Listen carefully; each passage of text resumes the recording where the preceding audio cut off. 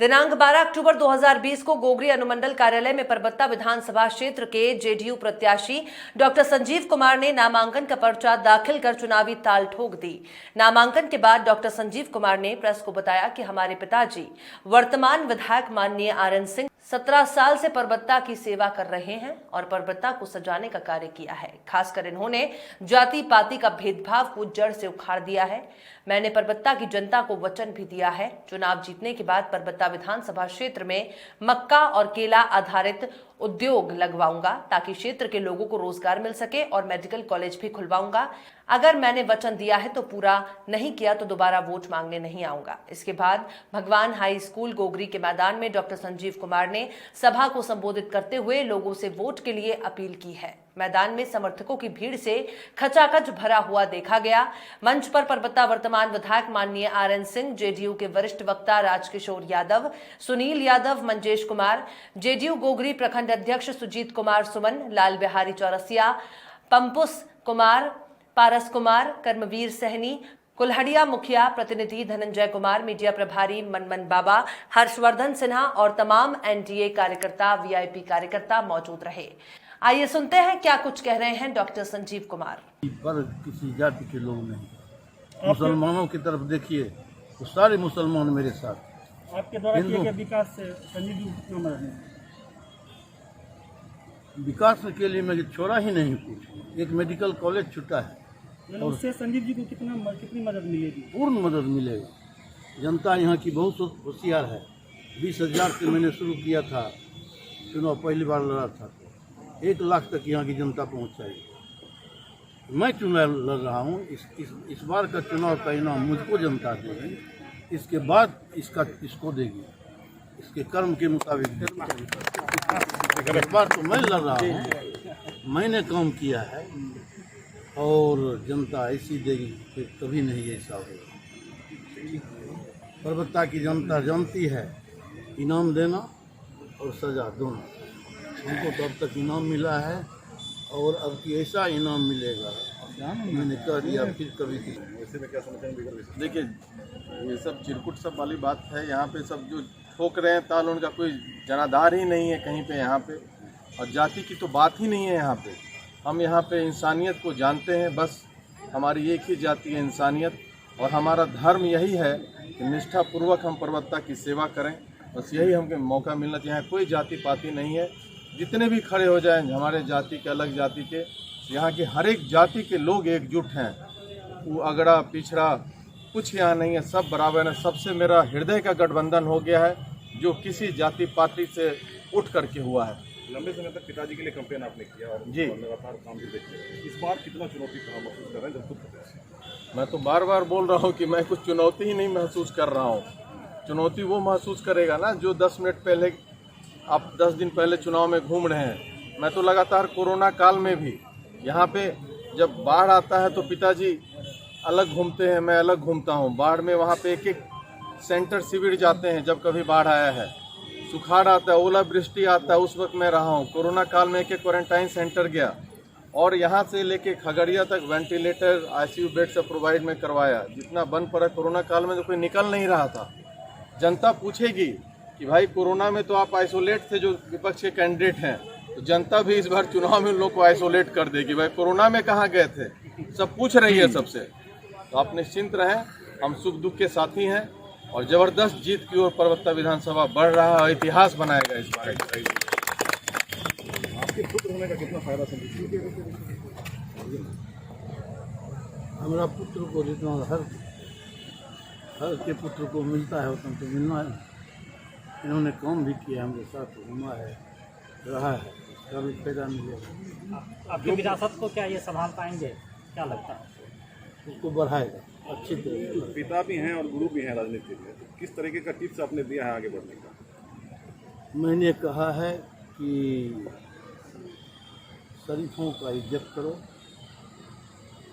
गरीबों को आदर करो, जो इंसान हैं उनकी इंसानियत को बचाने में अगर कुर्बानी की फिक्र देना पड़े तो उसमें रुकना नहीं। अगले हुए समीकरण में थर्ड फ्रंट के भी लोग यहाँ खड़े होंगे, तो क्या लग रहा है आपके हिसाब से आपके पुराने राजनीतिक? हमरा तो बिहार के परिप्रेक्ष्य में लगता है हमारे विरोध में किसी वर्ग किसी जाति के लोग नहीं। मुसलमानों की तरफ देखिए तो सारे मुसलमान मेरे साथ। आपके द्वारा किए हिंदू- गए विकास से संजीव जी क्यों मर रहे हैं? विकास के लिए मैं छोड़ा ही नहीं कुछ। एक मेडिकल कॉलेज छूटा है मैंने उससे संजीव 2 सेट में नॉमिनेशन फाइल किया और दोनों सेट एक्सेप्ट हो गया, रिसीविंग मिल गया और आज से मैं रेगुलर कैंडिडेट हूँ। आज से प्रचार की शुरुआत हो जाएगी।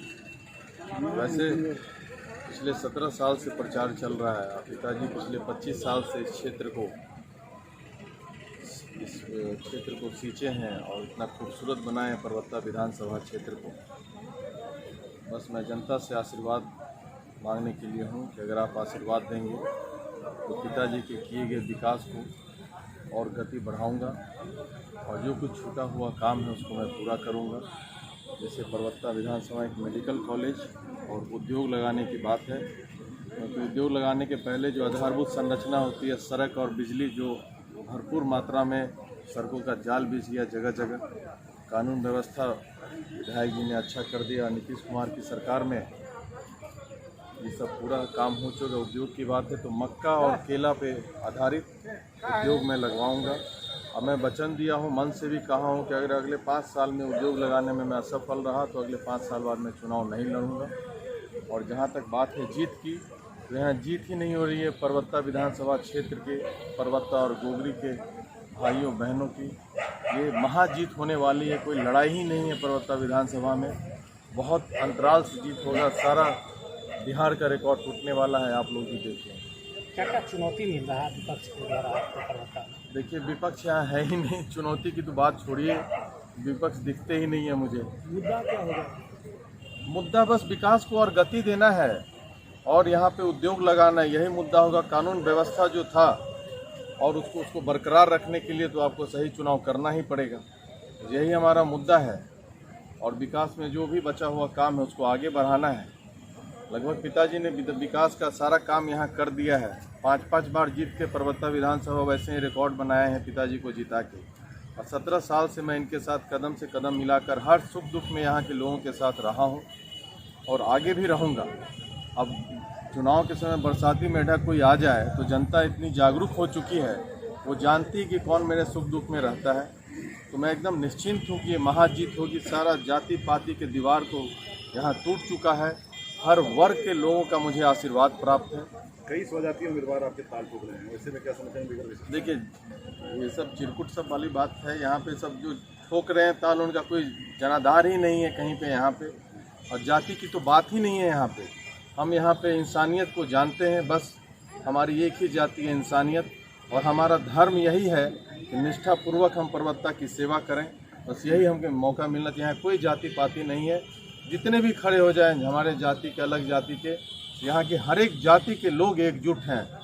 वो अगड़ा पिछड़ा कुछ यहाँ नहीं है, सब बराबर है। सबसे मेरा हृदय का गठबंधन हो गया है, जो किसी जाति पार्टी से उठ करके हुआ है। लंबे समय तक पिताजी के लिए कैंपेन आपने किया और जी। लगातार काम भी देखते। इस बार कितना चुनौती कहाँ महसूस कर रहे हैं जब खुद प्रत्याशी? मैं तो बार बार बोल रहा हूँ कि मैं कुछ चुनौती ही नहीं महसूस कर रहा हूँ।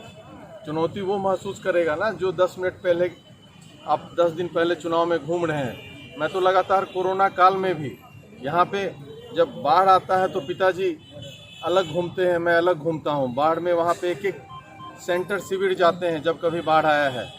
सुखाड़ आता है, ओलावृष्टि आता है, उस वक्त मैं रहा हूँ। कोरोना काल में एक क्वारंटाइन सेंटर गया और यहाँ से लेके खगड़िया तक वेंटिलेटर, आईसीयू बेड सब प्रोवाइड में करवाया। जितना बन पड़ा कोरोना काल में तो कोई निकल नहीं रहा था। जनता पूछेगी कि भाई कोरोना में तो आप आइसोलेट थे जो विपक्ष के कैंडिडेट हैं, तो जनता भी इस बार चुनाव में उन लोग को आइसोलेट कर देगी। भाई कोरोना में कहाँ गए थे, सब पूछ रही है सबसे। तो आप निश्चिंत रहें, हम सुख दुख के साथी हैं और जबरदस्त जीत की ओर पर्वता विधानसभा बढ़ रहा है। इतिहास बनाएगा इस बार।